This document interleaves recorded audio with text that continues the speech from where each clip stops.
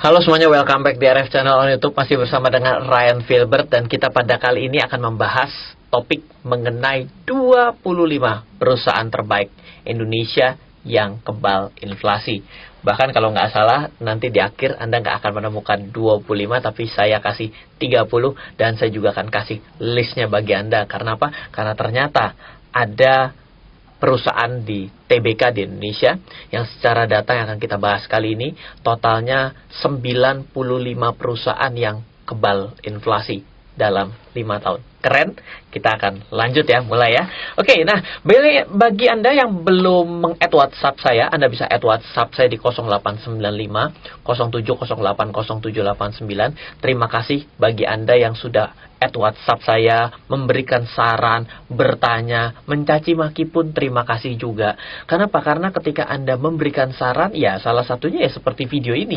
Jadi berterima kasihlah dengan yang memberikan saran, sehingga saya selalu mendapatkan suatu inspirasi untuk yang bisa kita bahas dalam channel ini. Dan jangan lupa please bagikan kepada rekan-rekan Anda, kepada saudara Anda, kepada WhatsApp grup Anda, kepada Telegram grup dan channel Anda mengenai video ini, agar kita sama-sama bisa belajar. Indonesia sangat tertinggal dari segi literasi. Jangan tanya dari segi inklusi, banyakkan akun nganggurnya. Ini menjadi suatu hal yang sangat menyedihkan.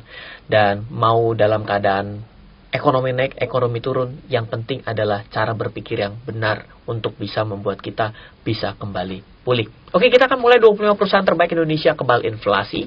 Yang pertama, siapapun orangnya, tidak ada satupun yang bisa menghindar dari perampok bernama inflasi. Inflasi adalah kenaikan harga yang menyebabkan nilai uang di kantong kita. Dengan nilai uang yang sama, kita tidak akan mampu lagi membeli barang yang sama. Ketika saya kecil dulu, yang namanya permen, di warung depan rumah saya, cepet dapat 3. Tapi hari ini kalau beli 1.001. Ini mah repot kalau kayak gini kejadian di warung ya. 1.003 kalau nggak 1.103, 1.001 saya lupa. Tapi yang jelas harganya sudah mengalami kenaikan dengan sangat luar biasa. Dan bukan hanya itu, uang hari ini Anda bawa pergi ke minimarket 100.000, itu itemnya tidak lebih dari 5. Apalagi beli bahan kebutuhan pokok, ya kan? Kalau Anda pergi ke pasar 100.000 juga nasibnya sama. Kenapa? Karena yang namanya inflasi itu bisa dilakukan bukan dari diri Anda, tapi dari pemerintah. Bila tiba-tiba pemerintah kurang uang, dia cetak uang, secara otomatis inflasi terjadi. Uang di kantong kita yang tadi kita sudah pegangin, tiba-tiba tidak ada harganya. Jadi, ini menjadi satu bagian sangat penting untuk Anda perhatikan. Indonesia adalah negara inflasi. Mau disebut tahun berapapun, kita selalu mengalami inflasi. Dari tahun ke tahun loh ya. Jadi kalau misalnya inflasi tahun ini 5%, tahun depan 5%, berarti secara otomatis harga sudah mengalami kenaikan 10% dari titik hari ini. Untuk 2 tahun ke depan. Artinya, uang kita yang tadinya kita simpan, andai kan 5% kita bikin 10 tahun. Misalnya kita simpan uang 1 juta. 10 tahun, kita baru bangun tidur gitu ya. Jreng, uangnya itu sudah hilang 50% nilainya. Padahal uangnya masih ada di bawah bantal kita senilai 1 juta. Artinya adalah, itu belum lagi kalau ternyata dicetak ada yang namanya penerbitan uang baru. Segera tukarkan uang lama Anda. Akhirnya kita jadi bingung sendiri gitu ya. Kecuali ada beberapa seri-seri uang yang jadi barang langka, tapi kan tidak bisa dikoleksi oleh seluruh kolektor begitu banyak gitu. Artinya uang kita mengalami penurunan nilai. Akibat apa? Negara kita negara inflasi. Negara berkembang pasti negara inflasi. Karena berkembang. Contoh, dibandingkan negara tetangga kita di Singapura, jelas beda karena Singapura masuk negara maju. 0,0, bahkan dia deflasi. Bahkan seperti Jepang, deflasi. Eropa, deflasi. Negara apa? Maju. Inflasinya tidak tinggi. Jadi, bila Anda berpikir bisnis Anda tidak pernah Anda pikirkan, dan Anda tidak pernah buat suatu inovasi, dan Anda tidak bisa mempertahankan, secara otomatis bisnis pun sama seperti uang yang ada di kantong Anda. Bisnis Anda tergerus juga akibat apa? Akibat kenaikan biaya-biaya. Logikanya, Bila inflasi 5%, maka ada biaya produksi. Sekarang kita masuknya ke dalam perusahaan ya, karena tentunya kita bicara mengenai investment, kita tidak lagi berbicara mengenai ayolah investasi ya, itu udah bukan di sana, tapi ini bagian dari sudut pandang perusahaan. Bila inflasi 5%, maka ada biaya produksi pada sebuah perusahaan akan naik 5%. Oke, betul ya, meskipun lebih loh kadang-kadang ya. Kan yang namanya indeks inflasi kita dihitung dari indeks harga konsumen. Yang akan sampai kepada diri-diri kita ini adalah suatu barang produk jadi. Oleh karena itulah banyak orang yang menuntut naik gaji. Karena barang-barang semakin mahal. Kemudian naikin gaji dia, ya, perusahaannya akan naikin biaya-biaya lagi. Begitu biayanya naik, harganya juga naik. Nah, jadi akan selalu berputar. Maka ada biaya produksi pada sebuah perusahaan akan naik 5%. Maka bila perusahaan yang tadinya bisa menjual barang dengan margin 10%, tanpa melakukan apapun, sekarang hanya tersisa 5%. Betul? Artinya bila semua penjualan terjadi stabil, maka perusahaan dengan margin tetap sebenarnya tengah mengalami pelemahan dong. Logik? Pelemahan pendapatan dong. Betul dong? Jadi profitnya jadi turun. Logik ya? Kesimpulan akhir, bila perusahaan tidak bisa menjaga jarak. Ini bukan bagian dari PSBB ya, meskipun PSBB-nya kemarin lagi rame gitu ya. Kita nggak bahas itu deh, daripada nanti gue punya channel di blacklist. Artinya bila perusahaan tidak bisa menjaga jarak, antara kenaikan biaya dengan kemampuan menjual lebih, mengurangi biaya ataupun menaikkan harga barang jualannya, berarti perusahaan akan dalam bahaya. Iya atau iya? Ulang sekali lagi ya. Bila perusahaan tidak bisa menjaga jarak antara biaya dengan pendapatan, antara kenaikan biaya dengan kemampuan menjual lebih, biaya yang muncul dengan kemampuan menjual lebih mahal daripada perusahaan tersebut outputnya, mengurangi biaya sehingga dia melakukan efisiensi. Misalnya begini, biaya naik 5%, satu barang bisa dikerjakan oleh berapa orang? 100 orang. Kalau gitu potong ya, jadiin cuma dikerjakan oleh 95 orang. Itu bagian efisiensi. Ataupun menaikkan harga barang jualannya, ataupun dia menjual lebih banyak, perusahaan akan dalam bahaya dong. Ya tunggu aja dua periode langsung 5%, berarti dia sudah nggak untung. Ya atau iya? Iya ya, oke, kita lanjut. Bagaimana cara mendeteksi perusahaan yang mau kita investasi itu kebal inflasi? Mari kita ambil parameter yang secara logika bisa mengukur hal tersebut. Net profit margin. Rumus net profit margin adalah pendapatan dikurang biaya dibagi pendapatan. Atau laba bersih setelah pajak dibagi penjualan bersih. Betul dong?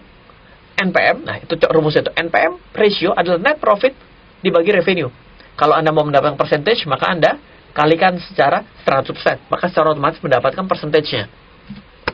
Dasar logikanya, pendapatan 1.000, biaya 800. NPM 1.000 kurang 800 dibagi 1.000 kali 100 adalah 20%. Akibat inflasi, biaya naik menjadi 900. 800 jadi 900. Pendapatan segitu-gitu aja.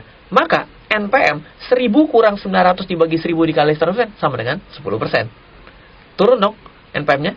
Dalam bahaya dong. Satu kali naik lagi jadi 1.000 berarti lu nggak untung dong. Mampus lu gitu kan ya. Untuk bisa mempertahankan margin perusahaan, menaikkan harga jual sehingga menambah pendapatan. Ini salah satu escape plan-nya nih. Pendapatannya diubah, harganya dinaikin. Bukan dijual barang 1.000, tapi jualnya menjadi 1.125.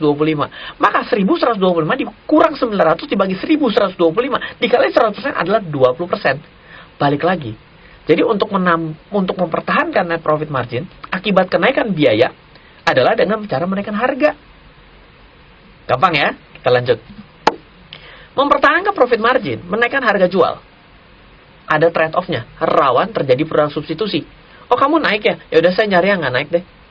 Betul? Yang kedua, melakukan efisiensi biaya. Rawan terjadi penurunan kualitas. Ya dikerjakan sama 100 orang, tadinya jadi tinggal di 95 orang, yang 5 lagi murnya kurang di sekrup. Jadi kan bahaya. Penurunan kualitas. Mengenjot untuk berjualan lebih banyak. Trade-off-nya apa? Menaikkan biaya pemasaran dong. Iya kalau misalnya, gimana cara menjual lebih banyak? Cara menjual lebih banyak itu dengan cara memarketingkan lebih sering, ataupun menurunkan harga. Loh, gimana caranya orang ini dengan harga yang sama sudah setengah bengek? Betul nggak?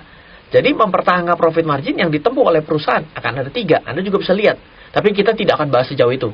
Itu kan lebih jauh ya. Kita cuma bicara mengenai angka yang tertulis terlebih dahulu saja. Kalau kita bicara mengenai inovasi perusahaan, waduh itu ruwet jelimet repot. Kita nggak bisa bahas ke situ. Terus bagaimana caranya kalau kita mau menganalisa perusahaan-perusahaan yang ada di Bursa Efek Indonesia yang kebal terhadap inflasi dengan sudut pandang seperti yang kita bahas kali ini? Nah, saya sudah buatkan step by stepnya. Step pertama, bagaimana mencari perusahaan di Indonesia yang seperti ini? Langkah 1, Milikilah data-data NPM perusahaan TBK di Indonesia, at least 5 tahun. Pak, kalau 1 tahun banyak kali 1 tahun.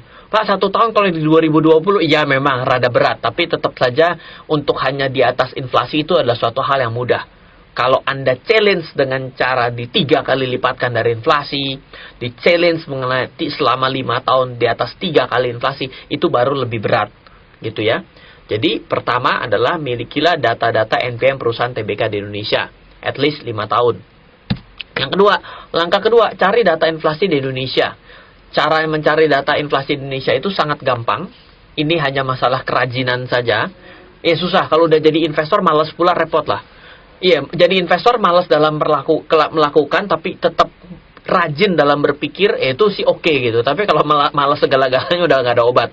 Bisa akses di BPS atau bi.go.id. Contoh di sebelah kiri, kenapa di 2020 masih bintang, itu adalah inflasinya belum sampai dengan akhir tahun. 2019, 2020, Anda cari sendirilah. Dimana di BI Anda bisa akses dari 2003. Oke, lalu apakah ada? Jawabannya adalah perusahaan di Bursa Efek Indonesia yang NPM-nya dalam 5 tahun, 2015 sampai 2020 sampai dengan Q2 dengan data inflasi sampai dengan Oktober 2020 lebih besar dari inflasi. Jawabannya ada, terdapat 95 perusahaan. Anda cek di kanan bawah, ini count-nya 95 dan ini diurut berdasarkan abjad, bukan berdasarkan yang tertinggi.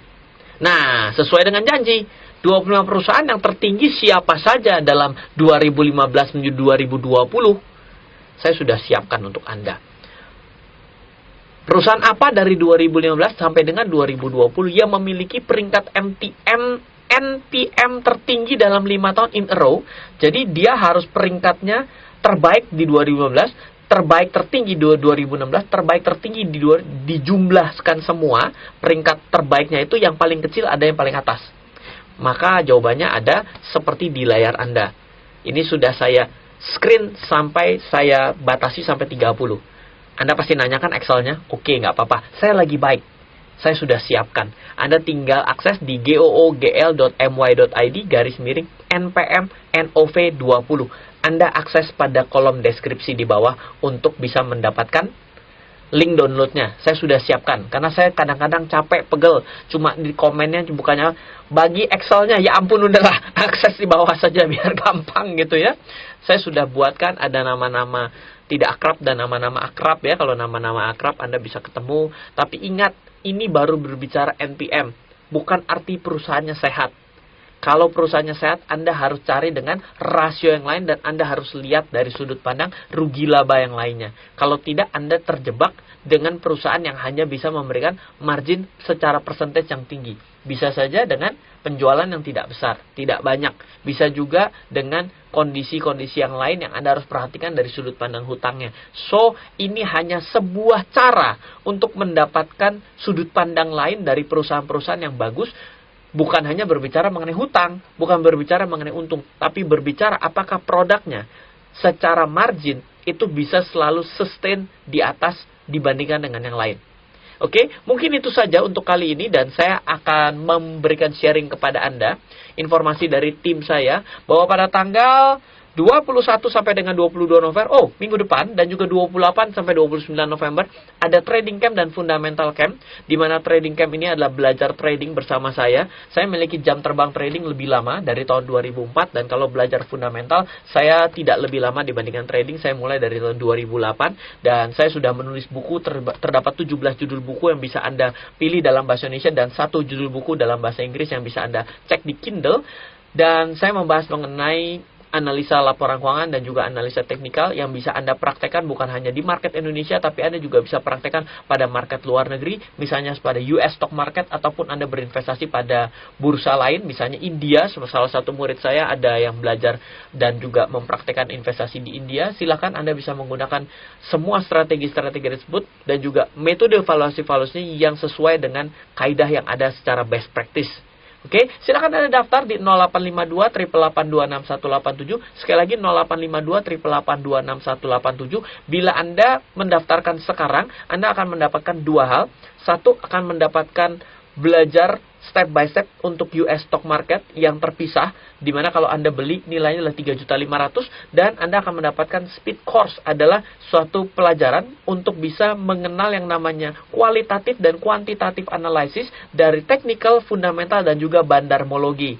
Saya berikan secara cuma-cuma kepada Anda. Kalau Anda mendaftar sekarang, dua ini nilainya hampir 4 juta lebih. So, silakan Anda daftar untuk trading camp dan fundamental camp ke tim saya di 0852 882 6187. Semoga selalu bermanfaat. Jangan lupa add WhatsApp saya. Dari saya, Ryan Filbert. Salam investasi untuk Indonesia.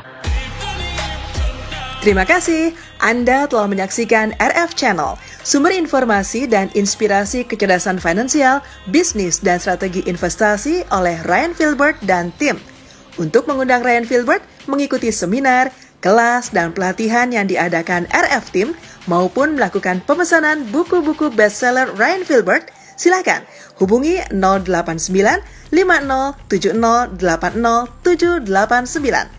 089 5070 80789 atau ke info@trenamento.co.id info@trenamento.co.id.